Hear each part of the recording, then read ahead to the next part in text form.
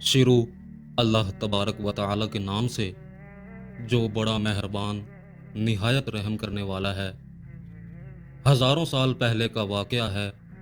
مصر کی سرزمین میں ایک ایسی نیک دل خاتون رہا کرتی تھیں۔ مال و دولت کی ان کے پاس کوئی کمی نہیں تھی۔ ہر وقت خدام خدمت کے لیے حاضر اور حکم بجا لانے کے لیے تیار رہتے۔ ان پر اللہ تعالیٰ کا یہ بھی خاص کرم تھا کہ مال و دولت کی کثرت اور آرام و سکون کی فراوانی نے انہیں مغرور نہیں بنایا، بلکہ ان کا دل غریبوں کی محبت سے سرشار اور ان پر شفقت اور مہربانی کے جذبے سے معمور تھا۔ چنانچہ یہ ان سے نرمی، مہربانی کا برتاؤ اور دل کھول کر ان پر صدقہ و خیرات کیا کرتی تھی۔ اسی لیے انہیں ام المساکین یعنی مسکینوں کی ماں، پناہ گاہ بھی کہا گیا۔ چونکہ یہ بادشاہ مصر ولید بن مصعب، جس کا لقب فرعون تھا، کی بیوی تھیں، اس حیثیت سے انہیں مصر کی ملکہ ہونے کا اعزاز بھی حاصل تھا۔ ان کی عادتوں کے بالکل برخلاف ان کا شوہر تھا۔ حکومت و سلطنت کی وسعت، مال و دولت کی کثرت، عیش و عشرت کی فراوانی، طاقت و قوت کے نشے نے اسے حد سے زیادہ مغرور اور بے لگام بنا دیا تھا۔ بنی اسرائیل کے ہزاروں نادار اور بے بس لوگوں کو اس نے اپنا غلام بنا رکھا تھا، اور ان کے ساتھ جانوروں سے بھی بدتر سلوک کرتا۔ چونکہ اس نے خدائی کا دعویٰ کر رکھا تھا، اس لیے ہر کسی کو اپنا مملوک یعنی زر خرید غلام تصور کرتا اور ان کے ساتھ ہر سلوک روا درست جانتا تھا۔ بہرحال دنیوی اعتبار سے دونوں کی زندگی خوب آرام اور سکون میں بسر ہو رہی تھی، اور درد و الم کا دور دور تک نشان نہیں تھا۔ وقت یوں ہی گزرتا رہا۔ سال مہینوں میں، مہینے ہفتوں میں، ہفتے دنوں میں تبدیل ہو کر بیتتے گئے کہ عرصے بعد مصر کے صحرا میں مردان حق کی صدا لا الہ الا اللہ سے گونج اٹھا۔ یہ حضرت سیدنا موسیٰ کلیم اللہ اور حضرت سیدنا ہارون علیہ السلام تھے، جنہیں اللہ تبارک و تعالیٰ نے فرعون اور اس کی قوم کو دعوت ہدایت دینے کے لیے مبعوث فرمایا۔ انہوں نے لوگوں کو باطل معبودوں کی پوجا پاٹ سے روکا اور خدائے وحدہ لا شریک کی عبادت کی طرف بلایا، جو سب کا خالق و مالک ہے، جو ہمیشہ سے ہے اور ہمیشہ رہے گا۔ سب اسی سے رزق پاتے اور اسی کے در سے حاجتیں بر لاتے ہیں، لیکن ان ظالموں نے بجائے حق تسلیم کرنے کے ہٹ دھرمی کا مظاہرہ کیا، اور ان دو جلیل القدر پیغمبران خدا کی حقانیت پر دلالت کرنے والے روشن معجزات دیکھنے کے باوجود سرکشی پر اڑے رہے اور معاذ اللہ مقابلے کے لیے جادوگروں کو اکٹھا کرنے لگے۔ یہ میلے کا دن ہے۔ ایک کشادہ اور وسیع میدان میں فرعون فرعونیت کے نشے میں مخمور موجود ہوا ہے۔ سلطنت کے کونے کونے سے بلائے گئے جادوگر بھی جمع ہو چکے ہیں۔ ہزاروں افراد کا مجمع ہے جو حق و باطل کا یہ عظیم ترین معرکہ دیکھنے کے لیے جمع ہوئے ہیں، اور ادھر اللہ کے پیارے نبی حضرت سیدنا موسیٰ کلیم اللہ نبوی جاہ و جلال کے ساتھ تشریف لا چکے ہیں۔ آپ علیہ السلام کا عزم و استقلال قابل دید ہے۔ مبارک چہرہ ایمان و ایقان کے انوار سے جگمگا رہا ہے۔ حق و باطل کا عظیم ترین معرکہ اب بس شروع ہوا ہی چاہتا ہے کہ وسیع و عریض میدان میں پیکرے عزم و استقلال کی صدائے حق گونج اٹھتی ہے۔ حضرت موسیٰ علیہ السلام ایک بار پھر لوگوں کو دعوت حق دیتے ہیں کہ تمہیں خرابی ہو، اللہ پر جھوٹ نہ باندھو کہ وہ تمہیں عذاب سے ہلاک کر دے، اور بے شک نامراد رہا جس نے جھوٹ باندھا۔ لیکن وہ ہٹ دھرمی کا مظاہرہ کرتے ہوئے اپنے کفر و سرکشی پر اڑے رہتے ہیں۔ مقابلے کا آغاز ہوتا ہے۔ جادوگر فرعون کی عزت کی قسم کھا کر اپنے جادو کی لاٹھیاں اور رسیاں پھینکتے ہیں تو ایک دم وہ سانپ بن کر پورے میدان میں ہر طرف پھنکاریں مار کر دوڑنے لگتے ہیں۔ پورا مجمع خوف و ہراس میں بدحواس ہو کر ادھر ادھر بھاگنے لگتا ہے۔ فرعون اور اس کے جادوگر اپنی فتح کے گھمنڈ اور غرور کے نشے میں بدمست ہو جاتے ہیں، اور جوش شادمانی سے تالیاں بجا بجا کر اپنی مسرت کا اظہار کرنے لگتے ہیں کہ ناگہاں حضرت موسیٰ علیہ السلام اللہ تعالیٰ کے حکم سے اپنی مقدس لاٹھی کو ان سانپوں کے ہجوم میں ڈال دیتے ہیں۔ لاٹھی ایک بہت بڑا اور نہایت ہیبت ناک اژدہا بن کر آنن فانن جادوگروں کے تمام سانپ نگل جاتی ہے۔ حق اور باطل میں فرق کرنے والا یہ ایمان افروز معجزہ دیکھ کر جادوگروں کے دل میں ایمان کا نور چمک اٹھتا ہے۔ ان کے دل و دماغ قبول حق کے لیے تیار ہو جاتے ہیں اور تمام جادوگر اپنی شکست کا اعتراف کرتے ہوئے سجدے میں گر کر با آواز بلند یہ اعلان کرنا شروع کر دیتے ہیں، ہم اس پر ایمان لائے جو ہارون اور موسیٰ کا رب ہے۔ معجزے اور سحر کے اس سنسنی خیز مقابلے سے حق آشکار ہونے کے بعد جہاں جادوگروں کو دولت ایمان نصیب ہوئی، وہیں جب فرعون کی بیوی مصر کی ملکہ کو اس مقابلے کا حال معلوم ہوا تو ان کے دل میں بھی فوراً حق کا نور چمک اٹھا اور وہ ایمان لے آئیں۔ لیکن یہ مرحلہ اتنا آسان نہیں تھا، کیونکہ ان کا شوہر فرعون انتہائی ظالم اور جابر اور سفاک فطرت انسان تھا۔ جادوگروں کو شکست فاش اور حضرت موسیٰ علیہ السلام کی فتح مبین جو ان کی حقانیت کی کھلی نشانیاں تھیں، اسے دیکھ کر یہ بدبخت ایمان نہ لایا اور اپنے کفر پر مصر تھا۔ لہٰذا جب اسے اپنی بیوی کے ایمان لانے کی خبر ہوتی تو اس کے بھڑک اٹھنے کا اندیشہ تھا اور قوی امید تھی کہ یہ ان پر ظلم و ستم کی تمام حدیں پار کر جاتا، لیکن اس نیک دل اور عظیم خاتون نے کسی خطرے اور اندیشے کو خاطر میں نہ لاتے ہوئے ایمان قبول کر لیا اور فی الحال اسے کسی پر ظاہر نہ کیا۔ کچھ عرصہ اسی طرح گزرا، پھر ایک ایسا واقعہ ہوا جس سے ان کے دل میں فرعون کے خلاف نفرت کی آگ اور زیادہ بھڑک اٹھی اور نادار مومنوں پر فرعون کے مظالم ان کے لیے ناقابل برداشت ہو گئے۔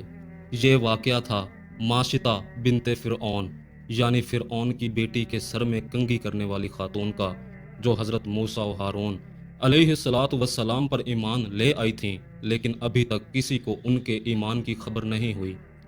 ایک دن یہ فرعون کی بیٹی کے سر میں کنگھی کر رہی تھیں کہ کنگھی ہاتھ سے گر پڑی۔ اس پر انہوں نے کہا بسم اللہ۔ فرعون کی بیٹی نے جب یہ سنا تو کہنے لگی، اللہ سے مراد کون ہے؟ کیا میرا باپ؟ اس نیک بندی نے جواب دیا، نہیں، بلکہ اللہ عز و جل وہ ہے جو میرا، تیرا اور تیرے باپ کا بھی رب ہے۔ اس نے کہا، تیرا رب میرے باپ کے علاوہ کوئی اور ہے؟ فرمایا ہاں۔ کہنے لگی، تو کیا میں اپنے باپ کو یہ بات بتاؤں؟ فرمایا ہاں۔ چنانچہ اس نے اپنے باپ فرعون کو اس کی خبر دے دی اور فرعون نے انہیں ان کے بچوں سمیت بلا بھیجا۔ جب یہ مومنہ خاتون اس کے دربار میں پہنچیں تو فرعون نے انہیں مخاطب کر کے غم و غصے سے بھرپور لہجے میں کہا، اے فلاں عورت، تو میرے علاوہ کسی اور کو رب مانتی ہے؟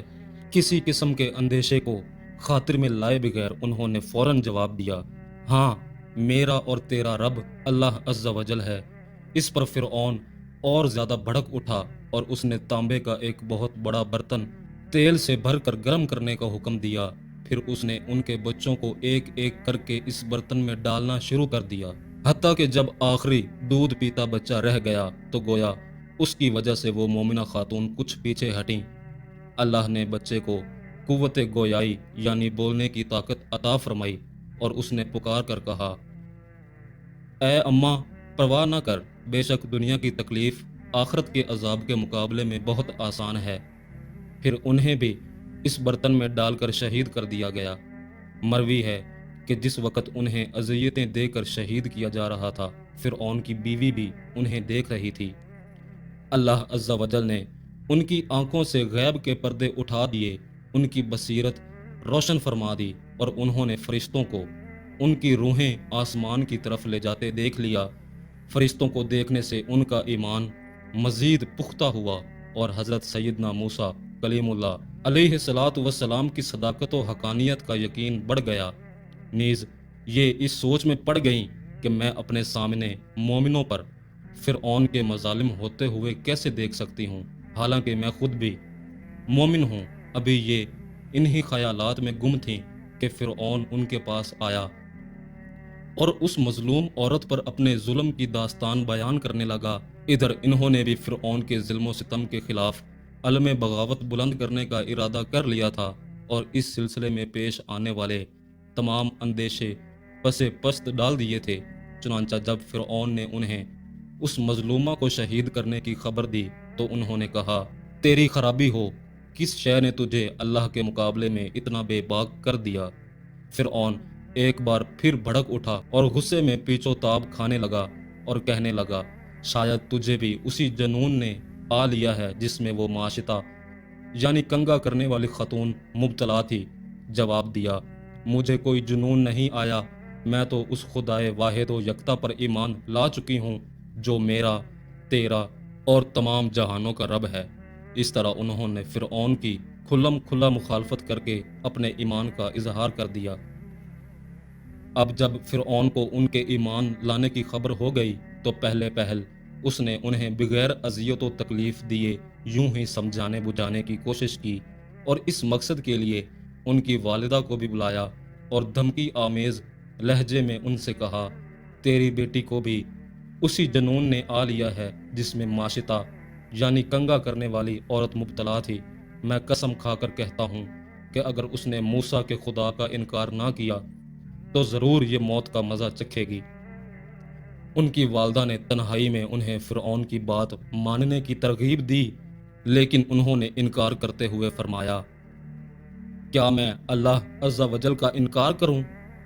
خدا کی قسم ہرگز نہیں۔ جب فرعون کا یہ حربہ ناکام ہو گیا تو پھر اس نے انہیں اذیتیں اور تکلیفیں دے کر ایمان سے برگزیدہ کرنے کا فیصلہ کیا۔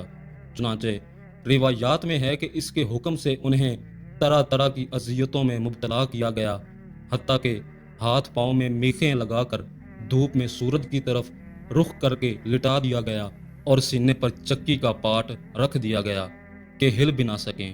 لیکن یہ سب مصائب اور تکالیف سہنے کے باوجود ان کے ایمان و یقین میں کمی نہ آئی بلکہ اور اضافہ ہو گیا۔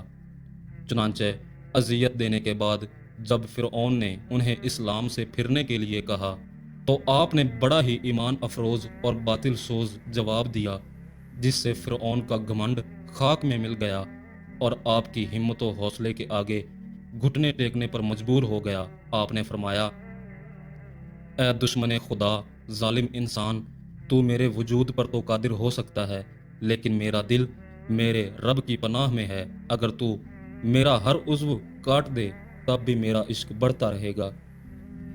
جب حضرت موسیٰ علیہ السلام کا وہاں سے گزر ہوا تو حضرت آسیہ نے ان سے پوچھا، میرا رب مجھ سے راضی ہے یا ناراض؟ حضرت موسیٰ علیہ السلام نے ارشاد فرمایا، اے آسیہ، آسمان کے فرشتے تیرے انتظار میں ہیں اور اللہ تعالیٰ تیرے کارناموں پر فخر فرماتا ہے، سوال کر، تیری ہر حاجت پوری ہوگی۔ حضرت آسیہ نے اس طرح دعا مانگی، اے میرے رب، میرے لیے اپنے پاس جنت میں گھر بنا اور مجھے فرعون اور اس کے کام سے نجات دے اور مجھے ظالم لوگوں سے نجات بخش۔ ادھر جب فرعون انہیں ایمان سے برگزیدہ کرنے کی تمام تر تدبیریں کر دیکھتا ہے اور اسے ناکامی کا سامنا ہوتا ہے تو وہ آپ کو شہید کرنے کا فیصلہ کر لیتا ہے اور آخری حربے کے طور پر اپنے کرندوں سے کہتا ہے کہ ایک بڑی چٹان دیکھ کر لاؤ، چٹان کو دیکھ کر بھی اگر یہ اپنی بات پر قائم رہتی ہے تو چٹان اس کے اوپر گرا دو، اور اگر وہ رجوع کر لیتی ہے تو یہ میری بیوی ہے، چنانچہ اسے عزت و اکرام کے ساتھ آزاد کر کے میرے پاس لے آؤ۔ چٹان لائی جاتی ہے۔ حضرت آسیہ آسمان کی طرف نگاہ اٹھا کر دیکھتی ہیں تو وہاں جنت میں اپنا سفید موتی کا گھر نظر آتا ہے، جس سے آپ کا عزم و استقلال اور بڑھ جاتا ہے۔ اسی حالت میں آپ کی روح پرواز کر جاتی ہے۔ اس کے بعد آپ پر چٹان گرائی جاتی ہے اور وہ ایسے بدن پر گرتی ہے جس میں روح نہیں ہوتی۔ اللہ عز و جل کی ان پر رحمت ہو اور ان کے صدقے ہماری بے حساب مغفرت ہو، آمین۔